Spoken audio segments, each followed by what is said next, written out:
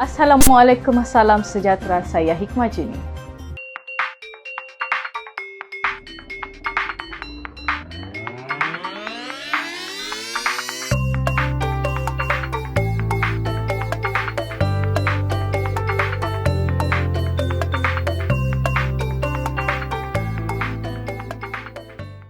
Penganut Kristian seluruh negara meraihkan sambutan Hari Krismas hari ini. Sabah sebagai sebuah negeri majoriti Kristian turut tidak terkecuali meraihkan hari kebesaran itu.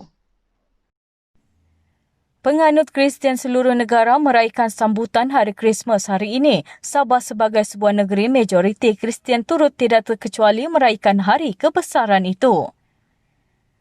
Bagaimanapun sambutan kali ini tidak semeriah tahun-tahun sebelum ini kerana rakyat perlu mematuhi beberapa amalan prosedur operasi standard termasuk penjarakan sosial disebabkan pandemik COVID-19 yang masih melanda. Tinjauan di sekitar Kota Kinabalu mendapati bagi masyarakat Kristian yang tidak pulang ke kampung, pusat beli-belah menjadi tumpuan untuk bersantai bersama keluarga. Dalam kemeriahan Krismas yang diraihkan masyarakat berbilang kaum di negara ini, yang di-Pertuan Agong Al-Sultan Abdullah Riayatuddin Al-Mustafa Bilasya dan Raja Permaisuri Agong Tunku Haji Aziza Aminah Maimunah Iskandaria turut menzahirkan titah ucapan baginda kepada penganut Kristian. Datuk Pengelola Bijaya Diraja Istana Negara, Datuk Ahmad Fadil Syamsuddin berkata, Seri Paduka berdua turut menzahirkan harapan agar perayaan itu membawa keamanan, kemakmuran, perpaduan dan kegembiraan kepada semua yang menyambutnya. Ahmad Fadil berkata Al-Sultan Abdullah turut menasihati rakyat dalam meraihkan perayaan itu supaya sentiasa berwaspada, berdisiplin, menjaga keselamatan dan kesihatan diri serta mematuhi prosedur operasi standard SOP ditetapkan kerajaan serta pihak berkuasa. Sementara itu, Ketua Menteri Datuk Seri Haji Haji Nur sebelum ini meminta rakyat Malaysia di Sabah untuk terus bersatu dan kekal teguh bersama dalam memerangi COVID-19 di negeri ini di sebalik sambutan Hari Krismas. Ketua Menteri berkata sebagai sebuah negara, kita amat berbesar hati dan berazam menyatakan sokongan kepada kerajaan yang ada serta bersama menongkah arus cabaran dan terus maju dengan keprihatinan kita jaga kita.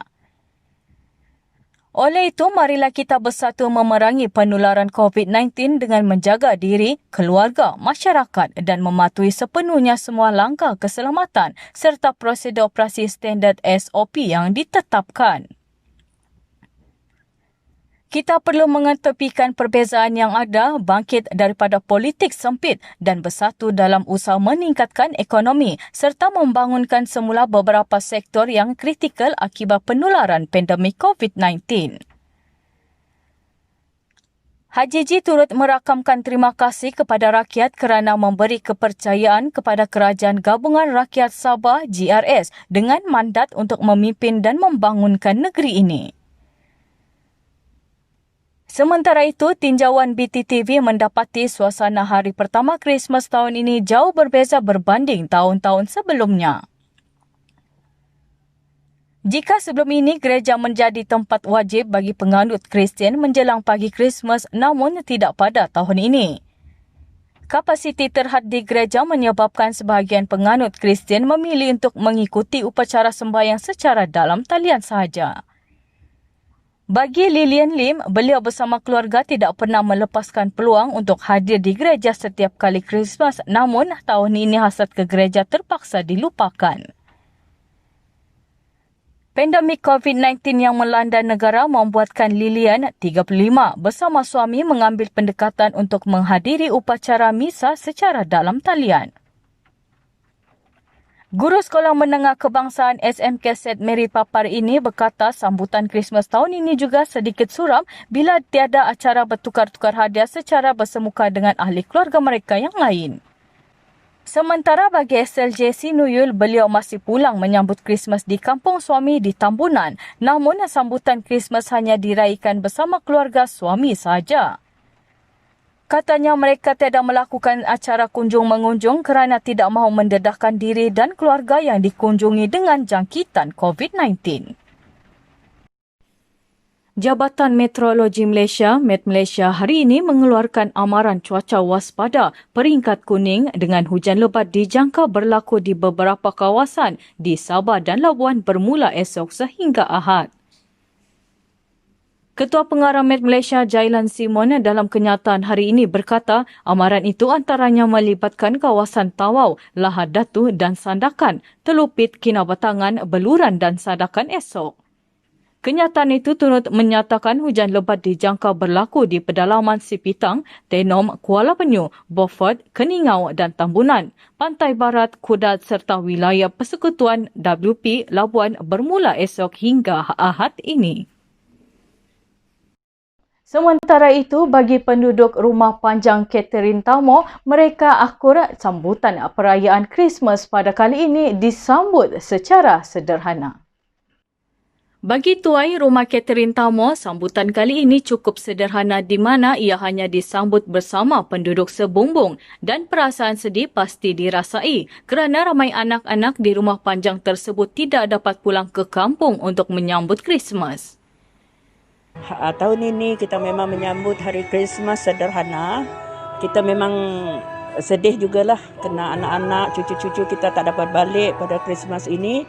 Dan yang mengunjung ini hanya kita yang sebumbung saja yang dalam rumah panjang ini saja.